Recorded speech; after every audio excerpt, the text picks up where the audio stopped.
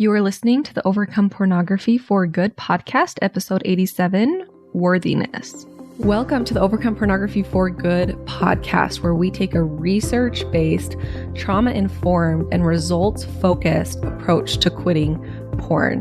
This approach has been revolutionary and changed thousands and thousands of lives. I'm your host, Sarah Brewer. Hey, you guys, welcome to the podcast episode this week. So excited that you're here. We're just going to dive right into the content this week. I am interviewing someone really awesome for next week's episode, and I have just a few minutes before they show up. So not a lot of chit chat here at the beginning, but I do want to talk about worthiness. And I think this will be a really powerful episode, powerful reminders, powerful concepts.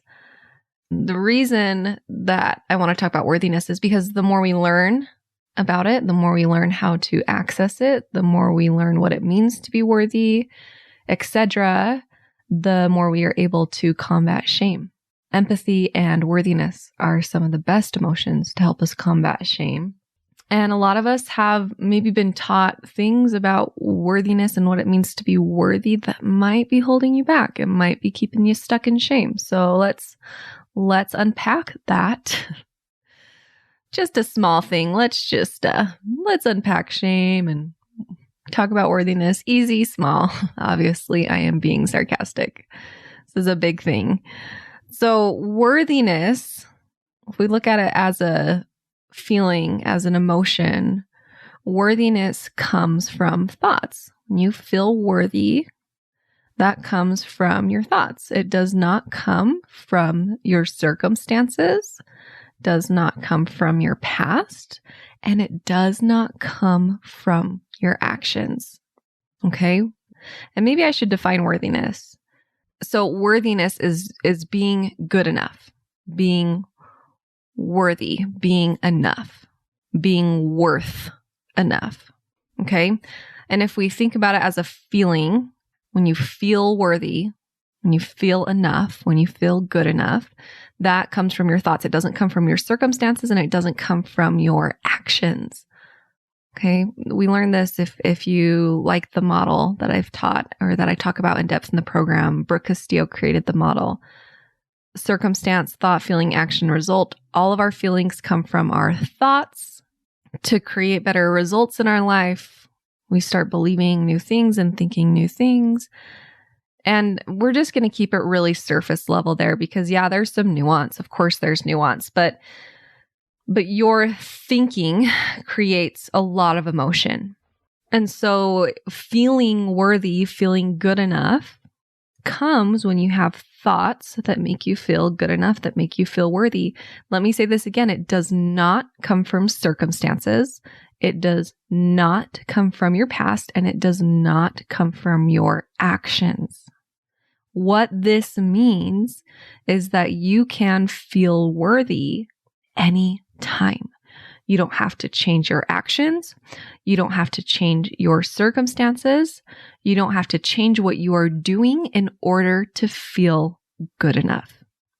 Most of us have been taught the opposite, that in order to feel good enough, you have to do good enough.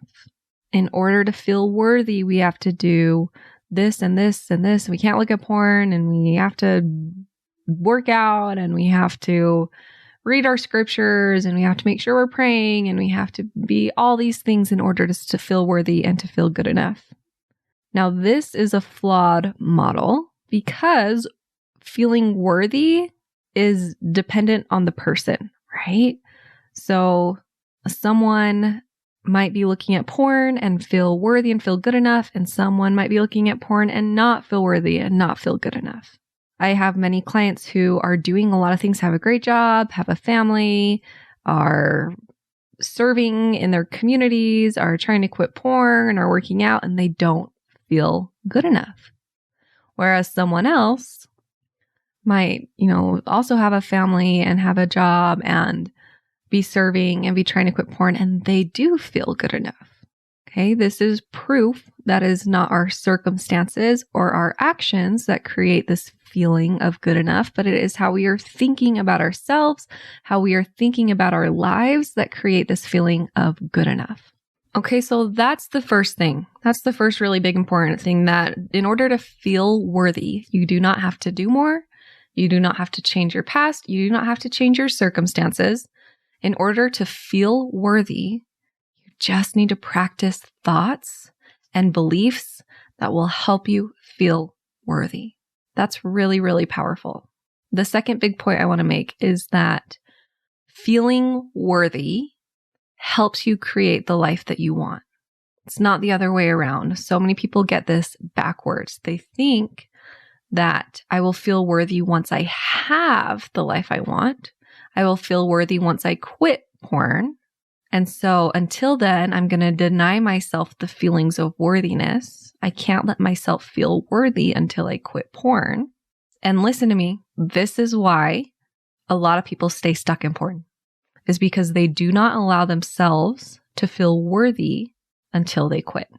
And again, the model, this CTFAR, and if you don't know what that means, don't worry about it. But for those of you who are in the program, we really use it a lot. And if you've heard me talk about it in the podcast before, this model will show us that over and over and over again. When you feel worthy, the actions that you take are going to be very different than when you're feeling not good enough. When you feel not good enough, you are going to take actions that prove that you are not good enough. Think about this with porn. You're not feeling good enough. You're not feeling like you can do enough. Maybe you're telling yourself, if I tell myself I'm not good enough, then I will buck up and do better. You can maybe do that for a few days or a few weeks, but then it always leads into looking at porn, giving up, doing other things because you are feeling not good enough. It's like fuel for your car. Okay. Your emotions are the fuel that drives your actions. And so the fuel that comes from the emotion of not good enough, not enough is really crappy fuel. It runs out really fast and it doesn't get us very far. Really think about how that feels in your body. When you feel like you're not enough, how does that feel in your body? What do you want to do when you feel like you're not enough? When you feel like you're not enough, you do not take inspired action. You do not stay committed. You don't make changes. When you feel worthy, okay, now think about the other side. We're flipping it. Think about what it feels like in your body to feel worthy, to feel enough. What actions do you want to take when you are feeling enough, feeling good enough? That's when you are committed. That's when you show up for yourself, and you show up for yourself out of love. That's when you follow through with your goals. That's when you do the hard things. Okay? It's not the other way around. Results, results, results. We know truth. We know goodness by the results that they bring into our life. The Bible verse, for those of you who are Christian, by their fruits you shall know them. You know if things are good by their fruits. You know if things are good by their results. And the results that come from worthiness are always good. And so for those of you who might be like, well, I can't let myself feel enough until I quit. Like God doesn't want me to feel enough. God wants me to beat myself up, or like it just feels weird to say like, oh, I'm enough and I don't have to change. Look at the results. Look at the results of that, and you will be able to see very clearly that it is good, that it is good fruit. Worthiness is good fruit. Worthiness will help you get the result that you want, and you don't have to change anything. You don't have to change your actions. You don't have to change your circumstances in order to feel worthy. You just have to change your thoughts. Change the way you think about yourself. Change the way you think about your life. Change the belief systems that are not allowing yourself to feel worthy. Okay, you might not have been taught this. This might be the first time you are ever hearing this specific truth, that you are 100% worthy right now, always. Your worthiness as a human never, ever, ever, ever changes. You are always enough. You are always enough. Even if you're lying and cheating and stealing, your worth does not change. Your worthiness as a person does not change. There is nothing inherently wrong with you. And you don't have to do anything more to be worth more as a person. Have you heard the $100 bill example where someone holds up a crisp, clean $100 bill and asks someone, how much is this worth? They say, well, it's worth $100. And then they pull out a really wrinkled, crumpled, dirty, there's some tears, $100 bill. And they hold this up and they say, how much is this worth? They say, well, $100. And it doesn't matter, if one is really crisp and clean and the other is dirty and crumpled, they're both worth the same. And that is the same with humans. Sometimes people hear this and they think, well, that's not true because you can't just live in sin. I want to make the argument that even depending on how you define sin, all of that, right? Super nuanced, but you can live in sin and still be 100% worthy. And geez, you can find so much evidence for that in your religious practice. And I'm going to talk about that a little bit more here in just a minute. Okay, but back to that truth. You are 100% worthy right now, always, and there is nothing inherently wrong with you. I was not taught this, and most of us probably weren't. I was taught that my worthiness was based off of my actions. I was taught, and even if it wasn't very directly taught this, it probably was, but I got this message a lot that you have to do enough things in order to be good enough. And I remember some church meetings sometime, I heard the opposite. I heard someone say, you are enough exactly how you are, and you don't need to change at all to be enough. And I heard that, and that was the first time that I really heard it. It was probably said to me before, right? But it was the first time I really heard it. And I thought, bull crap. That is not true. I am not 100% worthy if I'm not doing the right things. I'm not enough if I'm not doing the right things. But I trusted the person who said it to me, and I decided just to try it on. I decided to try on this belief. It's like lenses. Have you heard me talk about lenses before? We have lenses and we see the world through these different lenses. Like if I'm wearing blue lenses, I'll see the world through tinted blue. If I'm wearing green lenses, the world will be tinted green. Our beliefs are our lenses. And so the lens I had been carrying around with me that I was given from a young age was, you have to do X, Y, or Z to be worthy. Your actions create your worthiness. And so I was finding evidence for that everywhere. And as soon as I switched that lens, I tried on this belief that I am 100% worthy as I am. I don't have to change anything about me. I just tried that on. Maybe this is true. What if this was true? And I saw evidence for it everywhere. And for those of you who are religious, you will find evidence for it everywhere in your religious practice as well, which is what I was kind of saying before. And I think it's really interesting, right? Because we find what we're believing, right? So we find evidence for what we're believing. This is called confirmation bias. Our brains find evidence for the things that we're thinking. And so if I'm thinking I have to do X, Y, or Z in order to be enough, I'm going to find lots of evidence for that, especially in my religious practice. I'm going to find leaders who say that. I'm going to find scriptures that say that. I'm going to find lots of evidence that says I'm not enough and I have to do a lot of things in order to be enough. But when I switch that lens, now my brain is experiencing this confirmation bias, but with a different belief. When I'm just consciously shift that belief, maybe it's true that I'm enough how I am and I'm 100% worthy right now. My brain was able to find lots and lots of evidence for that everywhere, including evidence for it in my religious practice.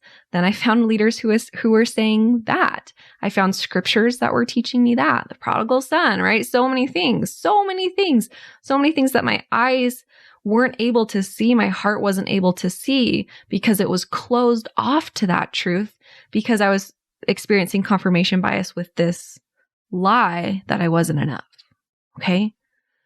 And for those of you, I'm going to speak specifically to my LDS listeners for just a moment, because in LDS culture, we use the word temple worthy. And I want to make sure that I talk about this because this is something that comes up for a lot of people. So There is a difference between being worthy, 100% worthy, and temple worthy. I say temple worthy and I can feel my body like ick. I don't love that phrase, and I'll tell you why in just a moment. But let me just make sure that you understand that there's a difference here. Temple worthy, those are, you have to do certain things in order to be allowed into the temple, right? You have to follow certain protocols and certain commandments and certain things in order to enter the temple, and not everyone can do that. But we get that mixed up with our worthiness as a human. Your worthiness as a human never, ever, ever, ever changes, even if you are not temple worthy. And like I said, the temple worthy, like I can feel my body going, ugh, I just do not like that term. And you might have heard me talk with Julie Hanks about this in my interview with her, but she said it would be really nice if we would change that to say temple prepared instead of temple worthy, because the worthiness, it's just too easy to get mixed up into like our own enoughness. Like, are we enough? Are we enough?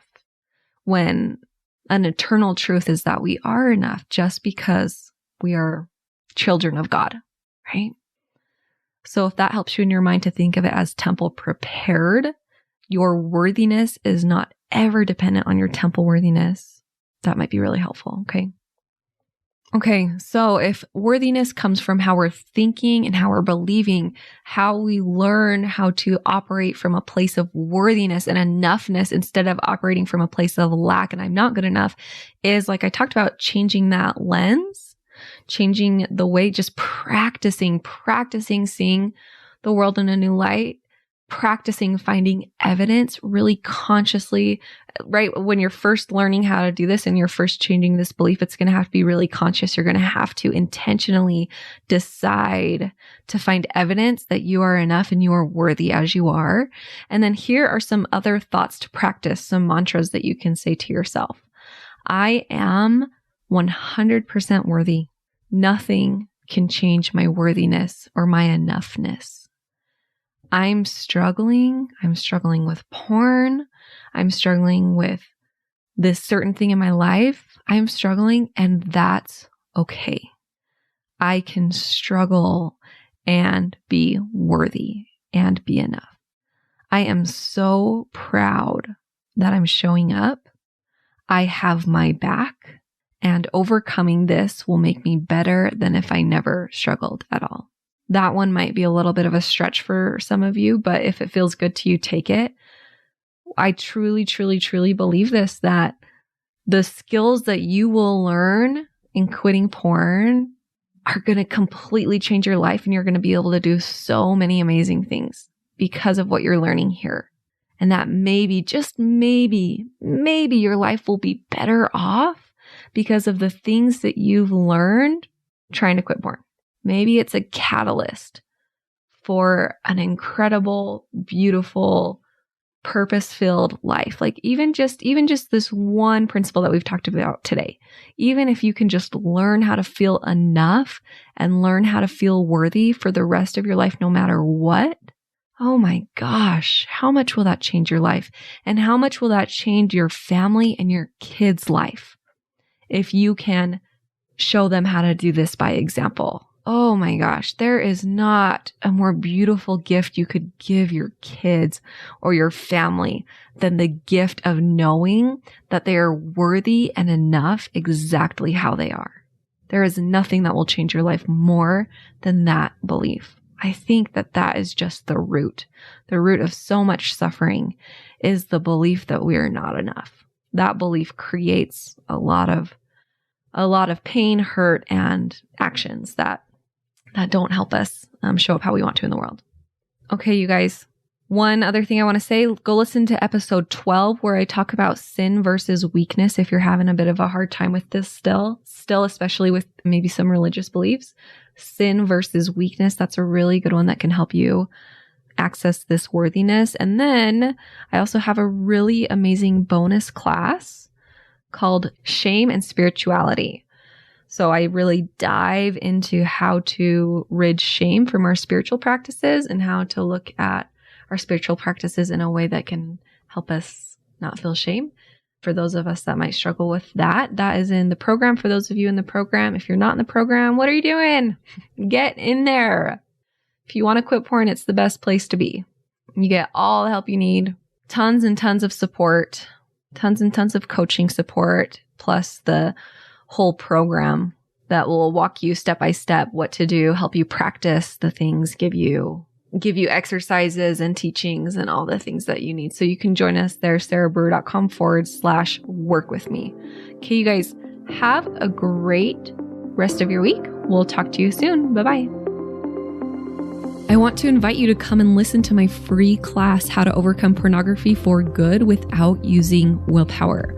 We talk about how to stop giving into urges without pure willpower or relying on phone filters so that you can actually stop wanting pornography. We talk about how to stop giving up after a few weeks or months. And spoiler alert, the answer isn't have more willpower.